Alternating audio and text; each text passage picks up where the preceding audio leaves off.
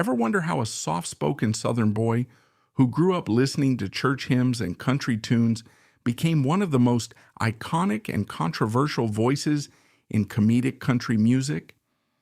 Meet Ray Stevens, the artist who took the world by storm with hilarious novelty songs like The Streak, and then tugged at our heartstrings with ballads like Everything is Beautiful.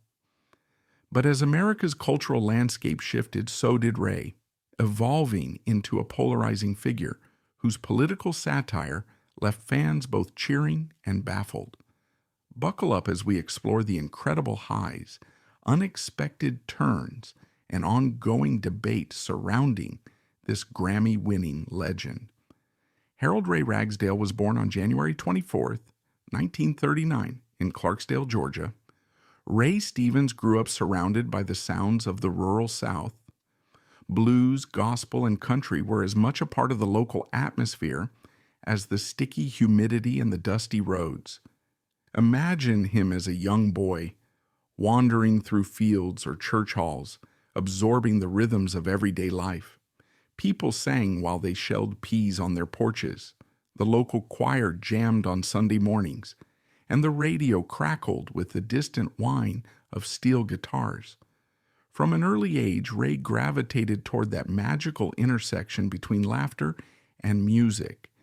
Maybe it was the folks who teased each other in church or the comedic records that found their way into the local five and dime store.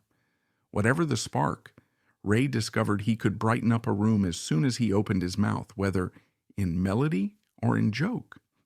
By the late 1950s, the world of popular music was in upheaval. Elvis had ignited the rock and roll craze, and Nashville was looking for ways to preserve its own country identity amid the surging wave of teenage mania.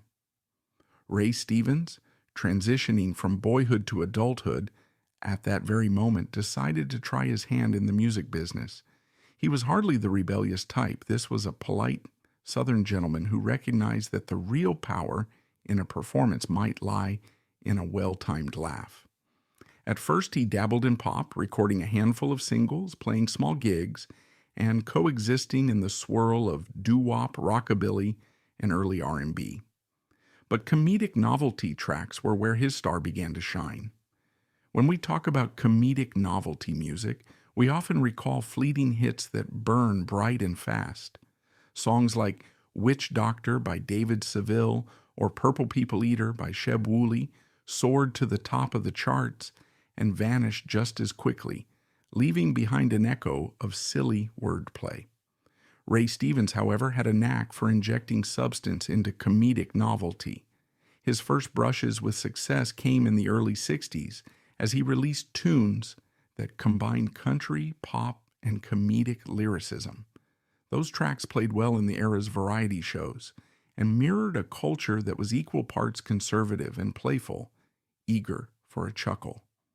Radio DJs liked to slip in a comedic single between more somber hits, a light-hearted palate cleanser for the audience.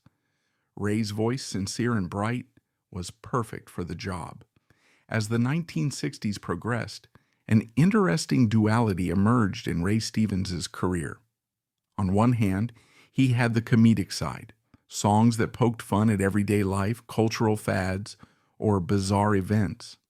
On the other, he harbored a genuine gift for sentimentality and melodic storytelling. Toggling between these two seemed effortless. Listeners might burst into laughter at one track, only to find themselves moved by another that was more sincere. The comedic persona was fun, sure, but it was balanced by a desire to show the world that humor wasn't all he had in his toolkit. Think of him as a stage performer who, after wowing you with a comedic monologue, steps away from the mic, picks up a guitar, and delivers a powerful ballad that leaves the room hushed. It was an artistry of contrast that soon became Ray's trademark.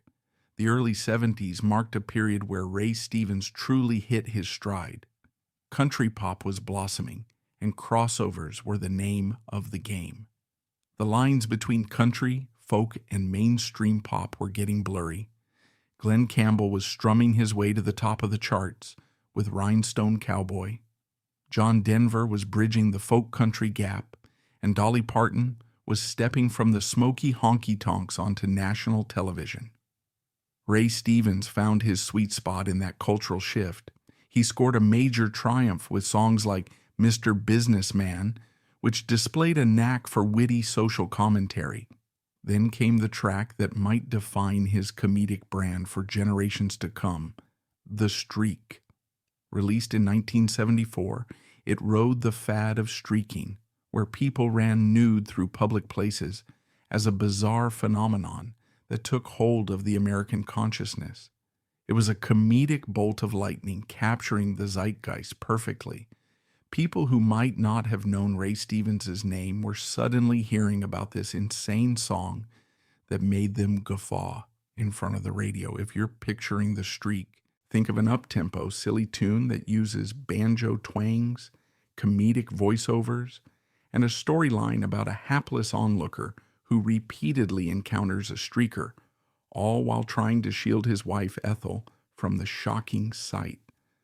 The song soared up the charts, appealing to rock fans, country fans, and mainstream audiences who simply needed a laugh. Call it bubblegum, call it novelty. But for those 3 minutes, Ray Stevens was unstoppable. He was everywhere, on talk shows, performing at fairs, making cameo appearances in comedic segments on TV. For a man who'd spent years bridging the gap between comedy and sincerity, The Streak was a career-making single that leaned all the way into the comedic realm, and it paid off. If The Streak represented the comedic apex, Everything is Beautiful exemplified Stevens' more heartfelt side. Originally released in 1970, the track soared to the top of both the country and pop charts, a gentle anthem that urged listeners to see the inherent beauty in each other, no matter the differences in race, creed, or color. This was America in a turbulent era, still grappling with civil rights issues, war protests, and generational tensions. In that context, a gentle, unifying message was like a moment of calm in the swirling storms of the late 60s and early 70s.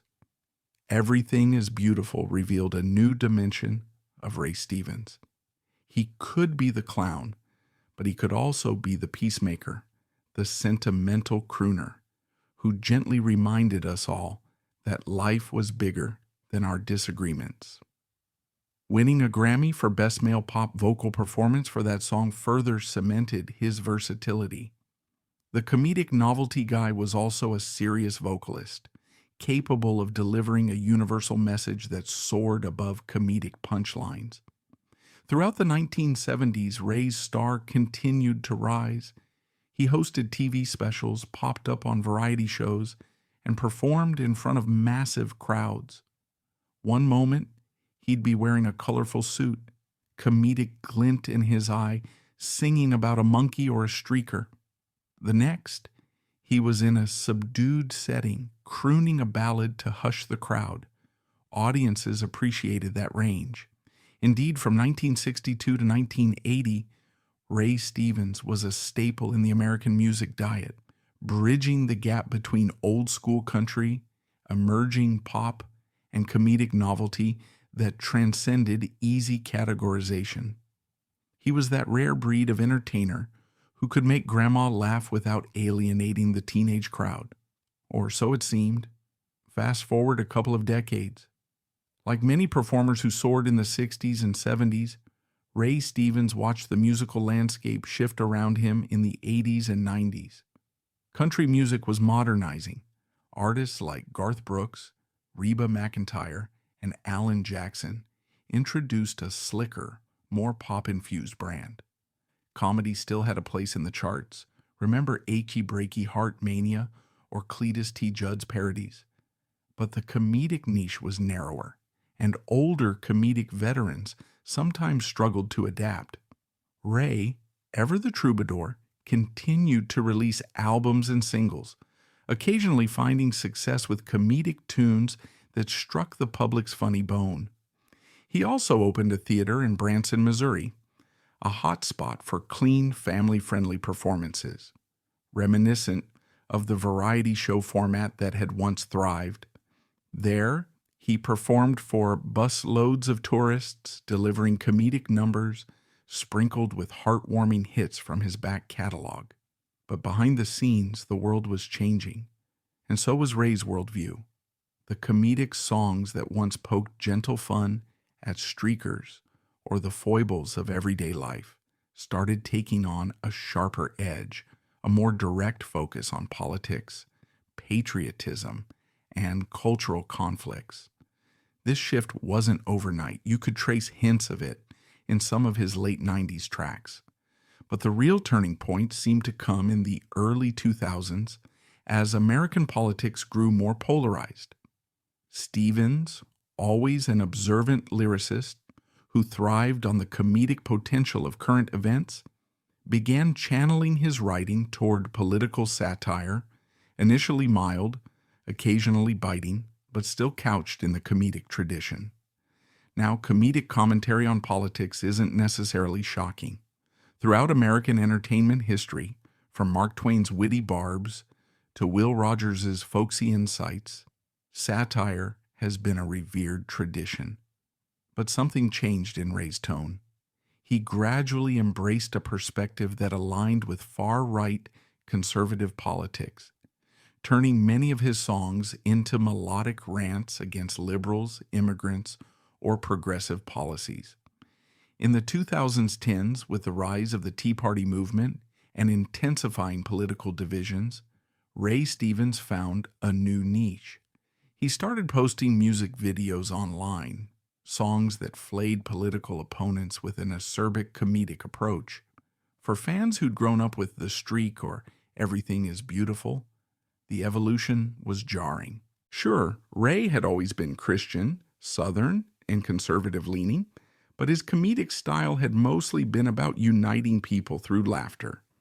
This new output sometimes felt divisive, catering to one slice of the population by mocking and demonizing the other.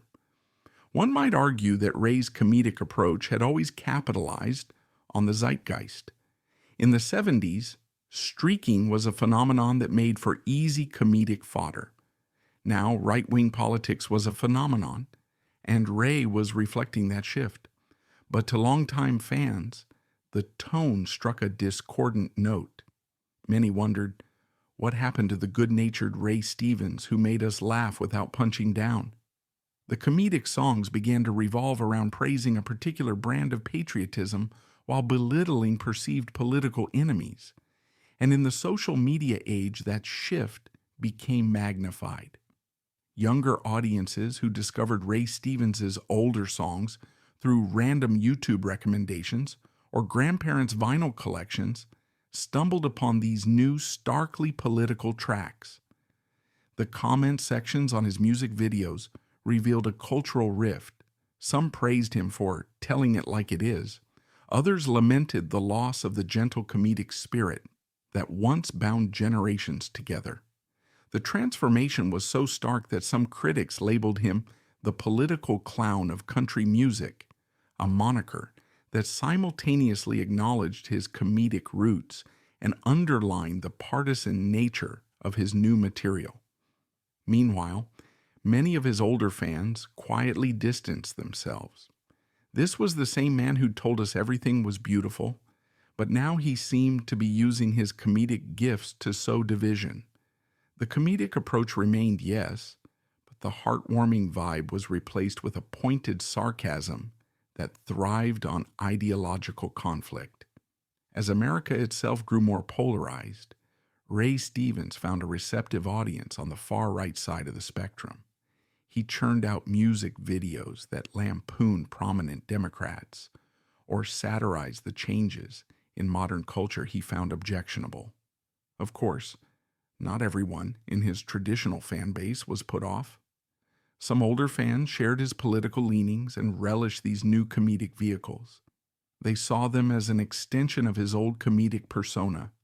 Still the same Ray, just updated for a new era of political correctness run amok.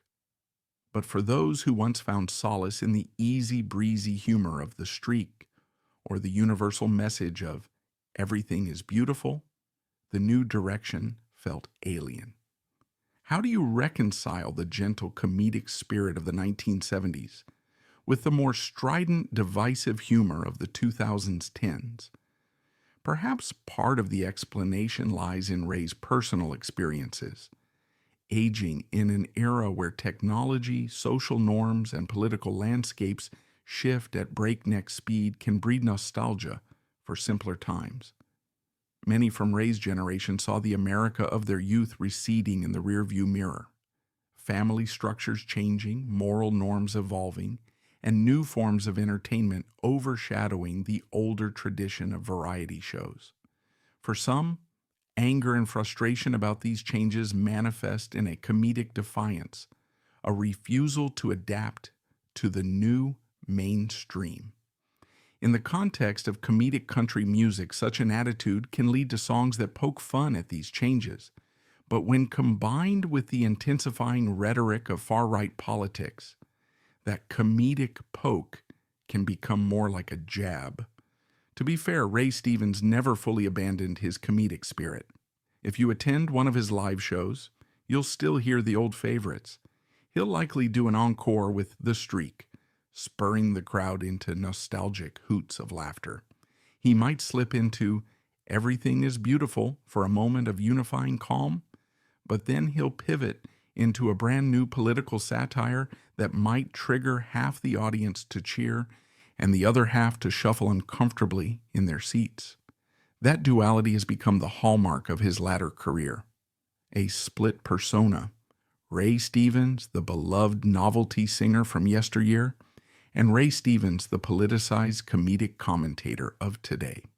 This dual identity underscores a broader theme in the entertainment industry. How do aging artists navigate cultural shifts? Some evolve with the times, adopting new styles or reinterpreting old hits. Some step gracefully into the background, content to let their golden era define their legacy. And some stake out an ideological corner, forging a bold path that resonates with a specific subset of fans, but alienates others. Ray Stevens chose the last path, whether consciously or through a natural progression of his personal values. The result? A fractured legacy in which he remains revered by many, but also scorned by those who once championed his more universal comedic approach. In a sense, you can view Ray Stevens' trajectory as a microcosm of America's evolving cultural and political landscape over the last half-century. He started in a time when comedic novelty songs offered an innocent escape, soared in the 1970s, when mainstream audiences craved a bit of silliness amid social upheavals, then pivoted into heartwarming balladry that transcended party lines. But as the environment around him grew more partisan, he found comedic inspiration in a different kind of confrontation, using laughter as a way to take sides, to champion certain beliefs, to fling jabs at those who offended his sense of what the country should be.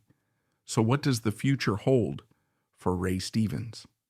At 84 and counting, he's already cemented a place in music history for the comedic brilliance of his heyday. His discography includes dozens of albums, the majority peppered with comedic gems that still amuse.